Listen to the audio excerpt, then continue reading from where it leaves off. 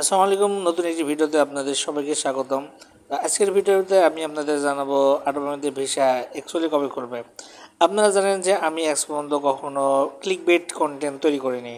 অনেকেই আছে, অনেকে বলতে 90 থেকে 95% যারা এই বিষয়ে ইউটিউব চ্যানেল আছে, তো তারা ফেক নিউজ বেশি করে, ঠিক আছে।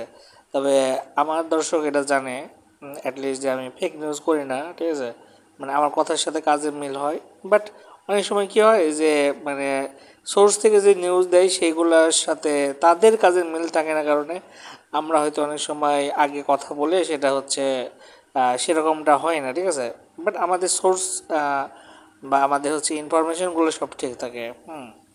তো আমরা যে ইনফরমেশন কালেক্ট করেছি, যেটা সময় পেয়েছি যে এই মাসের শেষের দিকে শিওরলি আপনার সকল প্রকার ভিসা চালু হচ্ছে।